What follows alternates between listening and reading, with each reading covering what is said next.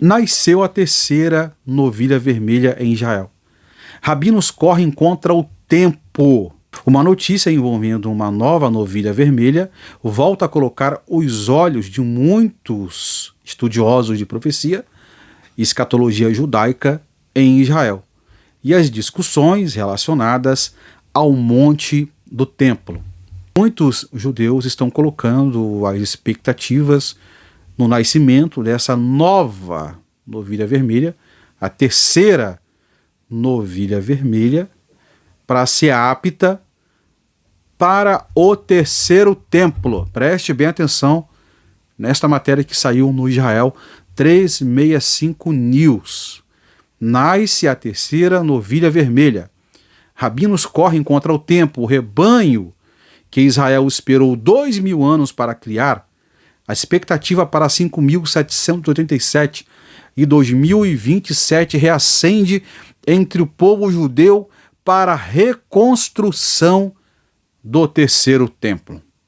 Bom, simbolicamente, a teologia messiânica de Yeshua, a qual nós acreditamos, Jesus ele é comparado, Yeshua é comparado com uma novilha vermelha, a paraduma, ou seja, a novilha vermelha.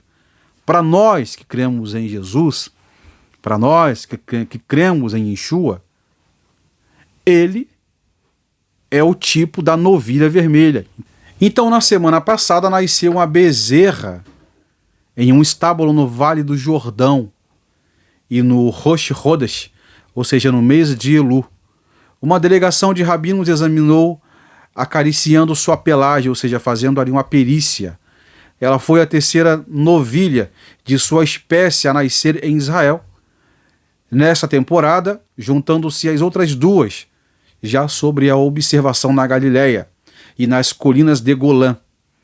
Juntas, as 3 bezerras representam o progresso mais concreto até o momento em direção a um objetivo que a tradição judaica persegue desde a destruição do segundo templo: criar uma novilha vermelha cujas cinzas possam restaurar a pureza ritual do povo judeu. Os exames foram realizados pelo Beit Midrash, o Centro de Estudo Rabínico do Instituto Nacional de Pesquisa de Novilhas Vermelhas, uma organização que reúne rabinos religiosos, sionistas, lituanos e racídicos em torno de uma única missão nacional. Membros do Instituto viajaram para as 3 fazendas em uma única visita, examinando os bezerros da cabeça à cauda em busca de defeitos desqualificantes que impediram a aprovação de quase todas as novilhas vermelhas candidatas ao seleto grupo da raça na história recente. Os requisitos vêm diariamente da Torá, da Bíblia hebraica. Esta é a lei ritual que o Senhor ordenou. Diga aos israelitas que tragam a você uma novilha vermelha sem defeito, sem mácula, sobre o qual não tenha sido colocado um jugo. Isso aqui está em Sefer Bamidbar, números 19, 12. Desde a destruição do segundo templo, há quase 2.000 anos, as cinzas de tal novilha vermelha não estão disponíveis, deixando todo judeu em um estado de impureza ritual por contato com os mortos, em um estado que a Bíblia chama de Tumá Met. Agora, preste atenção que está dizendo que desde a destruição do segundo templo, há quase 2.000 anos, as cinzas da tal novilha vermelha não estão disponíveis, deixando todo judeu em um estado de impureza ritual por contato com os mortos, um estado que a Bíblia chama de Tumá Met. Interessante que desde a destruição do segundo Beit HaMikdash,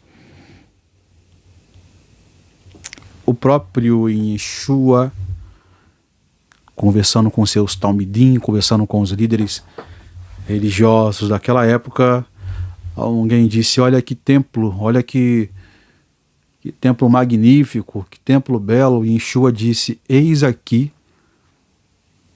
quem é maior que o templo.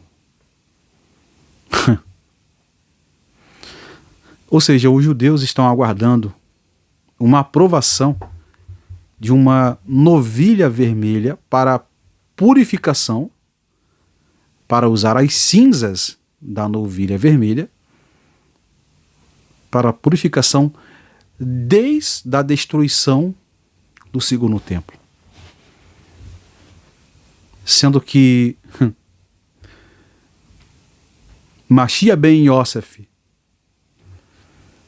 ele é o arquétipo dessa novilha vermelha.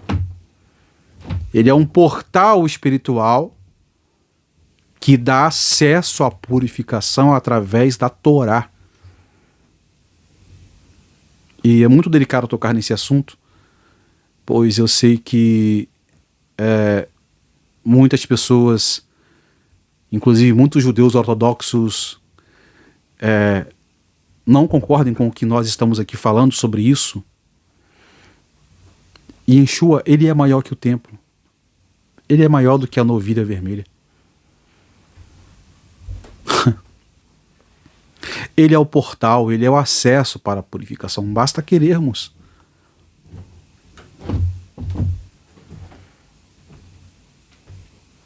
Ele se fez corban, se fez sacrifício. Não só para Israel, mas para toda a humanidade. O seu sacrifício, o seu corban raim, é uma extensão para toda a humanidade.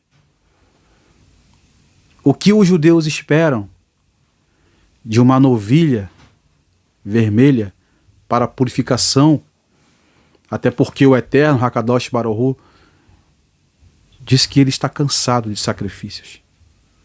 Olha, eu já me cansei de sacrifício. Paulo escreveu a Romanos capítulo 12 sobre um sacrifício, sobre um corban raim vivo.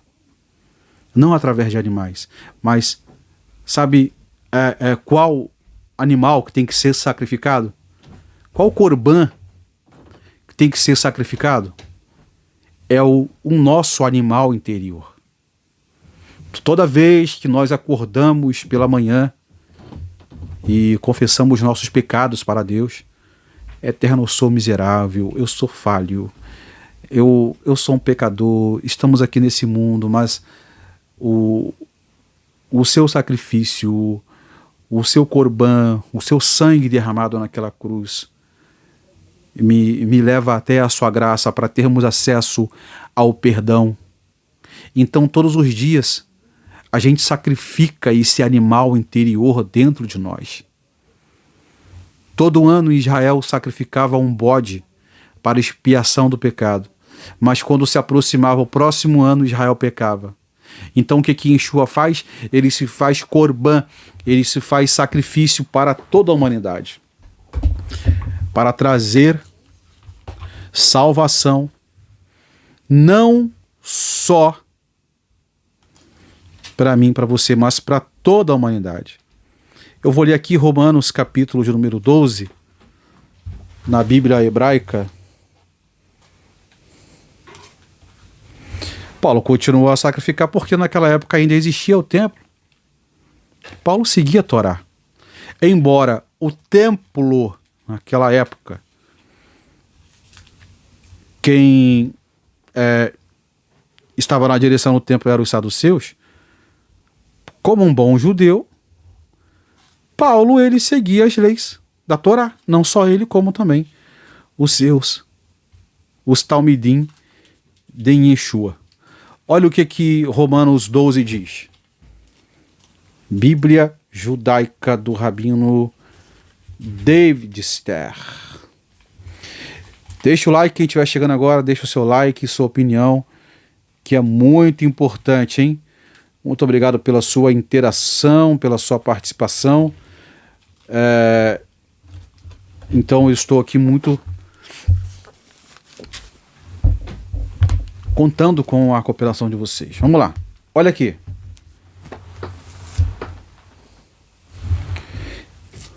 Romanos 12.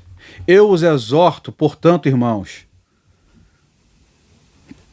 tendo em vista as misericórdias de Deus, que se ofereçam em sacrifício vivo, separado para Deus. Isso irá agradá-lo, pois é a adoração do tempo. Mas Paulo aqui não está falando sobre um sacrifício de animal. Embora ele está fazendo referência do Beit HaMikdash, só que Paulo reconhece que Yeshua se fez sacrifício por nós, e Yeshua se sacrificou por nós. Inclusive, os próprios judeus dizem que quando um justo, um tzadik, morre, o sangue dele expia a geração dele. E Yeshua, ele era mais do que um tzadik. Então, o sangue dele fez expiação não só para Israel, mas para toda a humanidade. Então, Paulo está dizendo o seguinte, que vocês vêm oferecer um sacrifício vivo, um sacrifício rainha. Um sacrifício que começa por dentro. Ou seja, quando um sacrifício ele era oferecido no Beit HaMikdash, no Mizber, no altar do sacrifício, o animal ele morria no lugar de um indivíduo.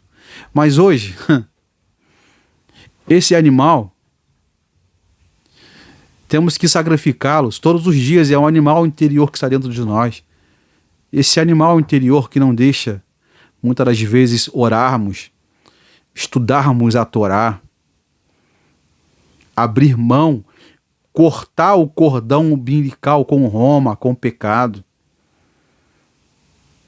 Que tem pessoas que ainda estão com um cordão vinculado a Roma, com os desejos carnais, adultérios, prostituição, pornografia. Paulo aqui está exortando. Eu vos exorto, portanto, irmãos, tendo em vista as misericórdias de Deus, para que se ofereçam, mesmo naquela época distinta em que Paulo escreveu essa carta, existia o Beit HaMikdash. Só que Paulo está dizendo o seguinte, olha, Jesus e Yeshua já se fez sacrifício. Só que tem muita gente que está rejeitando o sacrifício dele. Então quem é que tem que morrer? É um animal? Não, é o animal interior que está dentro de nós. Aqui Paulo, ele está deixando fariseus, saduceus, a cúpula religiosa de cabelo em pé. Uau, o que esse cara está dizendo? Então ele está dizendo que o templo sagrado, que o Beit HaMikdash, o segundo templo, não tem mais nenhum valor? Claro que não. O sacerdócio daquela época estava corrompido. Então o que Paulo está dizendo? Machia morreu. Machia se fez sacrifício por nós.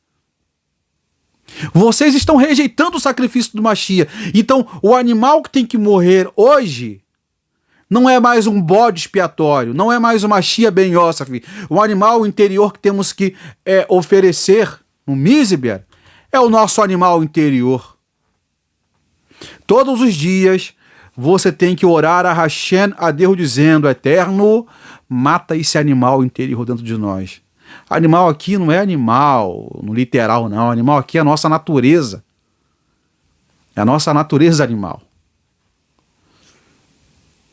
Que sempre nos coloca, sempre tenta nos levar a pecar, a rejeitar os mandamentos de Hashem. Então temos que cortar esse cordão umbilical de Roma e sacrificar esse animal interior dentro de nós. Eu vou pegar aqui uma outra Bíblia. Calma aí. Vou pegar aqui uma outra Bíblia. A outra Bíblia que eu tenho aqui, ela é um pouco melhorzinha. Calma aí. Aliás, ela é uma tradução assim mais... É uma tradução mais atípica e fácil. Deixa eu tirar aqui o óculos que a luz A luz aqui do refletor está tampando minha visão todinha aqui. Ok? Vamos lá? Romanos capítulo de número 12.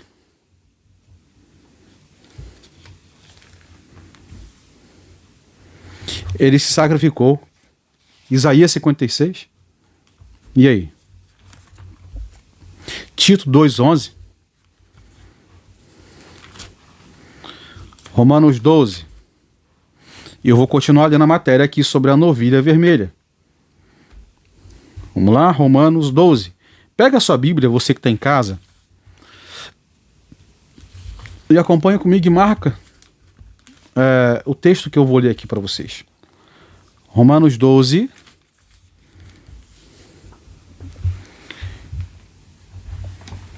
Olha aqui.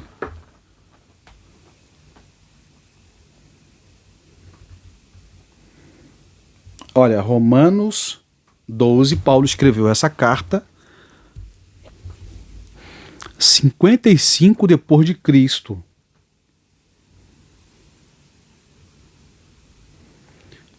Romanos 12 diz assim: rogo-vos. Paulo está fazendo um apelo. Rogo-vos, pois, irmãos, pelas misericórdias de Deus, que apresenteis o vosso corpo por sacrifício vivo. Corban Haim. Um sacrifício vivo, um Corban Haim.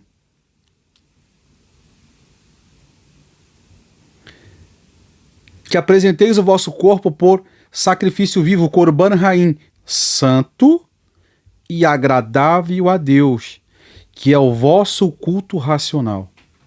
E não vos conformei com este século, com esse olahazé, com esse mundo presente, mas transformai-vos pela renovação da nossa mente. Keter, coroa, rosh. Para que experimentais qual seja a boa e agradável e perfeita vontade de Deus. Olha o que Paulo está dizendo. 55 depois de Cristo, o templo ainda existia. Paulo está dizendo o seguinte: rogai-vos, ou seja, eu estou exortando para que vocês, meus irmãos, pelas misericórdias de Deus, que apresentai-vos o vosso corpo por sacrifício vivo, santo e agradável a Deus, que é o vosso culto racional. Ou seja, Paulo está dizendo o seguinte: a liturgia da vodá do templo, do trabalho do templo, que exigia um corban, um sacrifício, no Miziber, que quando a Sheriná descia no Miziber e recebia aquela oferta expiatória no Yom Kippur, que daqui uns dias é Yom Kippur, a Sheriná recebia aquele corban e perdoava todos os pecados de Israel. Mas olha o que Paulo está dizendo aqui. A liturgia agora é outra. E Yeshua foi sacrificado por você. E Yeshua foi sacrificado por mim. Shaul Shahali, apóstolo Paulo, quando se tornou crente em Yeshua, não deixou de ser judeu. Pelo contrário, continuou sendo judeu, mas com sua emuná nas palavras de Yeshua. E como ele tinha conhecimento, inclusive, eu vou ler aqui um comentário sobre o apóstolo Paulo, que ele foi ensinado aos pés de Gamaliel. Quando você lê aquela passagem sobre Marta e Maria, que ambas estavam sentadas aos pés de Yeshua, isso é algo atípico do judaísmo daquela época, em que os discípulos sentavam ao redor do seu mestre para ouvi-lo. Então Paulo não era qualquer um, Paulo era um judeu convertido, ele conhecia a Torá. Então Paulo está dizendo o seguinte: olha, Yeshua morreu, ele se fez corban, se fez sacrifício. Agora, o animal que tem que ser oferecido é o nosso animal interior. Porque temos acesso ao perdão de Deus todos os dias. Por isso que em Yom Kippur, muitos rabinos messiânicos dizem que o jejum de Yom Kippur não é assim para perdoar perdão de pecados. Pelo contrário, é para agradecermos pelo sacrifício de Yeshua e orar para as nações e para o povo judeu se voltar para Deus através do sacrifício de Jesus Cristo. Se você concorda comigo, digita o amém aqui dessa live aqui. Rogai-vos, pois, irmãos, pelas misericórdias de Deus, e apresentai-vos o vosso corpo por um sacrifício vivo e santo e agradável. Agradável a Deus, que é o nosso culto racional. Que culto é esse que ele está dizendo? Era o culto que acontecia no Beit HaMikdash uma vez por ano, quando um sacrifício era oferecido. Quando um sacrifício era oferecido, a avodá, a liturgia do culto era oferecer um sacrifício uma vez no ano. O Kohen Gadol entrava no Beit HaMikdash, oferecia ali um korban, colocava um animal em cima do mizber, um altar do holocausto. E quem é o altar do holocausto hoje? Eu e você. Eu e você somos um altar do holocausto. E todos os dias temos que pegar o nosso animal interior e colocar em cima desse altar. Para quê? Para que nós venhamos matar esse animal interior. Eu vou ler para vocês um comentário aqui interessante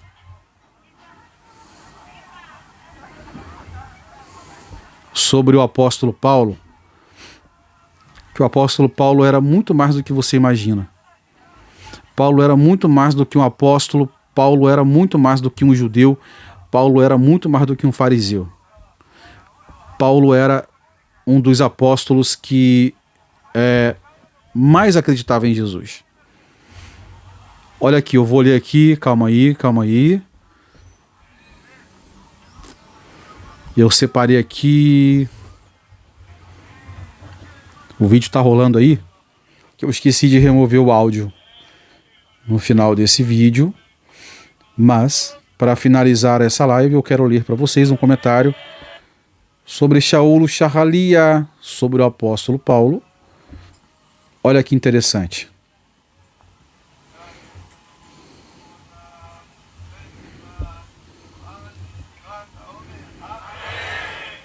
Deixa eu terminar esse vídeo aqui, calma aí. Deixa eu tirar esse vídeo aqui. Pronto. Olha só.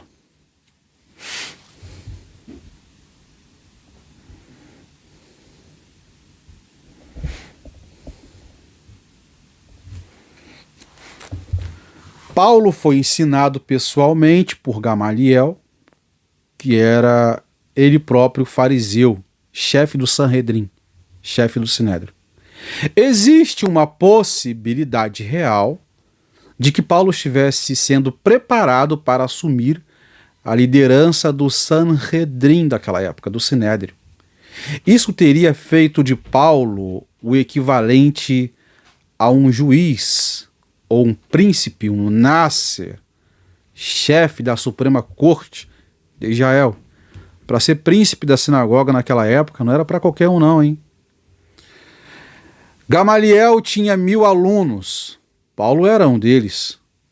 Paulo conhecia muito bem a cultura grega. O Talmud proíbe o estudo de sabedoria grega devido à sua natureza fácil de confundir. O único sábio que foi autorizado a estudá-lo e ensiná-lo foi Ramban Gamaliel e seus 1000 alunos. Paulo era um deles. Por isso Paulo conhecia muito bem a cultura grega. Por isso Paulo escreveu carta aos romanos, que era de origem de cultura grega. Por isso que Paulo escreveu carta aos Efésios. Por isso que Paulo escreveu carta aos Colossenses. Por isso que Paulo escreveu carta aos Tessalonicenses. Por quê? Porque Paulo carta aos Coríntios, porque Paulo dominava o grego. Quando ele debatia com algum erudito da filosofia grega, Paulo dava lição nesses camaradas. Paulo chamou a si mesmo de hebreu dos hebreus, um termo que significa que ele não era um judeu helenístico, pelo contrário. Ou seja, um judeu que abandonaram grande parte da Torá para serem mais aceitos na cultura grega romana. Pelo contrário, Paulo continuou sendo judeu e nunca deixou de ser judeu, crendo na pessoa de Yeshua e passando para aquela geração e para nós outros hoje sobre a importância de crermos em Yeshua e em seu sacrifício raim, ou seja, em seu korban raim. Então olha o conceito que Paulo tinha, a sabedoria, a Hokmah, a sabedoria que Paulo tinha ao ponto dele ser convidado para ser chefe do Sinédrio, ou príncipe da sinagoga. Sim, Paulo era romano também, ele tinha cidadania romana e cidadania judaica. Ele era filho de mãe judia e o pai dele era romano. Entende? Então Paulo, Romanos 12, ele esmiuça o livro de Levíticos sobre o sacrifício, enfim. Ele esmiuça. Uma hora eu vou falar sobre Levíticos aqui, revelar coisas tremendas sobre o Sefer Vaikra, o livro de Levíticos. Bom, olha só, sobre a novilha vermelha. Sem as cinzas, a purificação descrita na Torá não pode ocorrer. O serviço completo ao templo não pode ser retomado. É por isso que um pelo claro em um bezerro recém-nascido não é um detalhe veterinário insignificante. É a diferença entre uma novilha que poderá servir a nação e uma que não poderá. A primeira parada foi em Beit Rimon, na Gali, ou seja, na Galileia, onde a novilha é batizada com Teminá, que significa imaculada, ou inteira, foi examinada 3 meses após o nascimento. O caso de Teminá foi o mais acompanhado de perto dos 3, porque um trabalhador rural colocou uma etiqueta de identificação em sua orelha logo após o nascimento, antes que alguém soubesse o que ela poderia se tornar. A etiqueta levantou preocupação de que pudesse ter causado uma imperfeição que desqualificaria. O exame foi realizado na presença do rabino local, Iriel Tzur, com a equipe do Instituto examinando Teminá, na cabeça aos pés. Um processo que, segundo o Instituto, exige o reconhecimento excepcional das leis haláricas penitentes. O veredicto foi encorajador. A equipe relatou que ela é de fato Teminá, ou seja, sem mácula, tanto na cor vermelha de seus pelos, quanto na integridade física de seu corpo. Gente, olha aqui, isso aqui é interessante que, isso aqui abre portas para quê? Para um falso Machia. Vai que aparece um vulto lá em Israel, um rabino, sei lá. Olha, eu sou o Messias, eu tenho uma erudição fora do normal. Ah, então você é o Messias? É? Ah, então vamos colocar você como Messias, então você pode sacrificar a novilha vermelha. Encontramos o Messias, é como Natanael, ele falou para Felipe, encontramos o Messias em João 2, só que era o verdadeiro Messias Ben Yosef.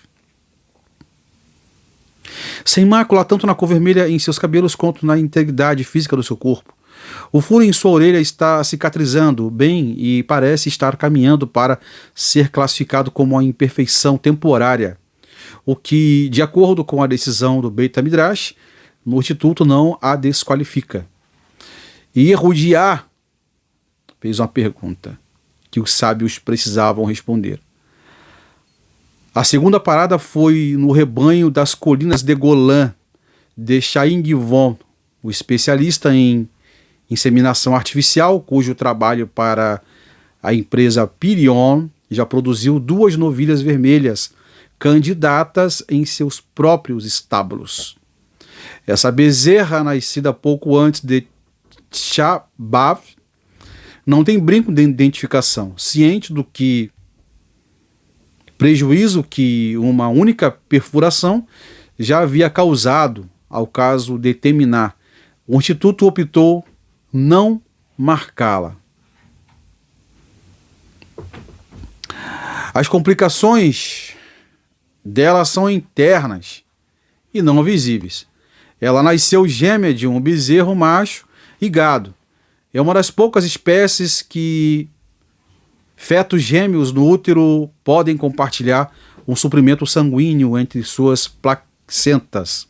Enquanto isso acontece, os hormônios do gêmeo macho podem passar para a gêmea fêmea e afetar permanentemente os seus órgãos reprodutivos, deixando-a no que os veterinários chamam de Frertani, ou seja, a lei judaica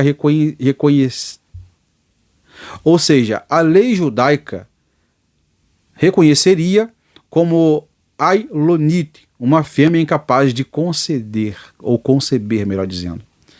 O exame em Yehudiá também revelou vários pelos mais claros em sua pelagem. Um detalhe que levou o rabino Aaron a participar de uma discussão junto com os próprios estudiosos do Beit HaMidrash. O rabino Azari Ariel, chefe do Beit HaMidrash do Instituto do Templo, ofereceu uma avaliação ponderada. De qualquer forma, é razoável supor que esses pelos escurecerão no futuro, permitindo-nos aprovar sua cor, de acordo com todas as opiniões haláricas. Sobre a questão do útero, o rabino Azariá disse que suas pesquisas mais recentes o deixaram confiante de que a bezerra ainda pode se tornar uma novilha vermelha, em potencial uma questão que os sábios do Talmud nunca tiveram oportunidade de enfrentar, já que o fremartinismo não era um conceito disponível para eles.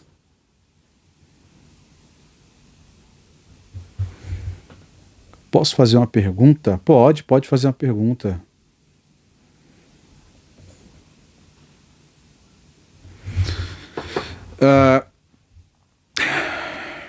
Givon descreveu o ritmo desses nascimentos como mais do que mera coincidência. Após o nascimento do bezerro em seu rebanho, ele disse ter recebido perguntas de todos os aspectos judaicos, de racídicos e lituanos a judeus seculares e religiosos, e considerou isso como um sinal de que o povo judeu está mais sintonizado do que nunca com o templo e com a restauração da pureza de Israel. Terceiro, templo. A terceira e mais nova novilha nasceu na semana passada, em um estábulo de gado leiteiro no Vale do Jordão, em Shadmot Merholá, uma comunidade agrícola fundada em 1984, na parte do norte do vale. Seu nascimento é à primeira vista o mais improvável dos três. Ela nasceu de uma vaca de cor clara e de um touro preto, com uma combinação que normalmente não produzia um bezerro vermelho sólido. Yark, que administra o departamento de bezerro, descreveu o parto em primeira mão. Normalmente as vacas dão a luz sozinha, mas neste caso eu tive que ajudá-la, disse ele. Durante o parto, de repente, vi uma bezerra com uma coloração avermelhada. Foi notável, já que ela nasceu de uma vaca de cor clara e de um touro preto. Imediatamente chamei o rabino responsável para receber instruções. Yehudar Ben Tivzi, coordenador do centro educacional Mikdash, liderou a visita rabínica às 3 fazendas Ele explicou ao Israel News que o bezerro não é considerado candidato à mitzvah de uma novilha vermelha, até ser inspecionado e certificado pelas autoridades rabínicas. A inspeção exige a análise de uma lista exaustiva de possíveis defeitos que possam estar presentes. O exame completo que se seguiu não revelou nenhuma imperfeição visível. Não foram registrados pelos de cor diferente, ferimentos ou irregularidades de qualquer tipo. Dos 3 bezerros inspecionados naquela semana, ela é atualmente o que mais se aproxima da descrição bíblica de um animal sem mácula e que não há nenhum defeito. E quem é que é sem mácula e sem defeito? Yeshua. Yeshua ben Davi. Yeshua ben Mashiach. Yeshua ben Davi. O rabino Ariel descreveu um momento de reconhecimento enquanto estava no celeiro do Vale do Jordão. Hoje, pela primeira vez, compreendi as palavras do rabino Shimon a respeito da novilha vermelha. Disse ele que se uma mais adequada for encontrada, a vaca poderá ser resgatada mesmo enquanto estiver na pira funerária. Isso descreve uma realidade em que uma novilha vermelha adequada já foi encontrada e outra ainda melhor poderá ser encontrada em um curto período do tempo. De fato, tivemos o mérito de ver 3 novilhas nascerem em um intervalo relativamente curto, sendo que a mais recente parece ainda mais promissora que as anteriores. Isso aqui está ligando com o ano de 5.787 e a expectativa judaica para a reconstrução do terceiro templo, hein? Vou chegar lá. Ainda temos um longo caminho pela frente, preste bem atenção. Ainda temos um longo caminho pela frente, disse ele. Contudo, à medida que nos aproximamos do ano 5.787, que será daqui a alguns dias, poderemos anunciar ao povo de Israel que, de fato, está caminhando para a criação de um rebanho de novilhas vermelhas. Olha, eu vou ler de novo aqui. Ainda temos um longo caminho pela frente, disse ele. Contudo, à medida que nos aproximamos do ano de 5.787, que será alguns dias, o ano novo judaico, podemos anunciar que o povo de Israel está de fato caminhando para a criação de um rebanho de novilhas vermelhas e avançando no processo de restauração da pureza ritual de Israel, após 2.000 anos de galut, de exílio. Com a ajuda de Deus, esperamos anunciar em breve onde as novilhas serão exibidas e criadas até que cresçam de bezerras a vacas de 2 anos. E há 2.000 anos, quem é que morreu? Quem é que se fez sacrifício? Yeshua. Israel está esperando por quase 2.000 anos uma novilha vermelha nascer para a purificação do pecado. Mas essa novilha, que é o Mashiach e Yeshua, Jesus, nasceu, veio a esse mundo, morreu pelos nossos pecados, há 2.000 anos atrás. E ele retornará em breve em sua segunda aparição como Mashiach ben Davi, para resgatar Israel, quando Israel vai reconhecer Mashiach ben Davi e toda a humanidade. A matéria é um pouco grande, mas aqui já estamos no final da matéria.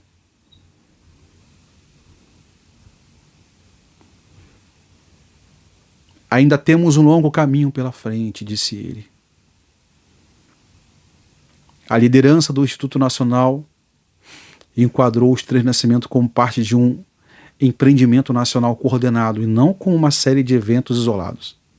O Beit Midrash do Instituto ainda precisa se pronunciar sobre acerca de 10 questões haláricas complexas que exigem estudo aprofundado e pretende consultar importantes autoridades da Torá para obter o amplo apoio halárrico necessário para restaurar a pureza ritual do povo de Israel. nos próximos anos, em um evento nacional histórico em Jerusalém. Nenhum dos 3 bezerros nascidos, olha só, nenhum dos 3 bezerros nascidos nessa temporada tem idade suficiente para cumprir seu propósito. Preste bem atenção. A lei judaica exige que uma novilha vermelha tenha pelo menos 2 anos de idade, antes que suas cinzas possam ser preparadas. E cada animal deve manter seu estado imaculado, sem interrupção, até que esse dia chegue. O que mudou nessa temporada? Não foi o que o requisito se tornou mais fácil de cumprir. É que pela primeira vez na história recente, 3 candidatas estão sendo criadas para atender a esse requisito simultaneamente, em 3 fazendas diferentes, em 3 regiões diferentes, da mesma terra, da qual os seus ancestrais foram exilados há 2000 anos. Sabe o que isso quer dizer? Que aqui os judeus estão colocando esperança nessas 3 novilhas vermelhas para serem aptas e aprovadas para purificar o povo de Israel. Peço para você deixar a sua opinião aqui abaixo nos comentários. Finalizo essa live dizendo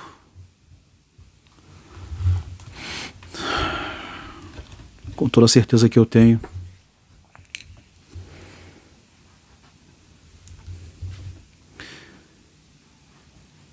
de que Yeshua, ele se fez corban, sacrifício por nós. Enquanto os judeus estão esperando por 2000 anos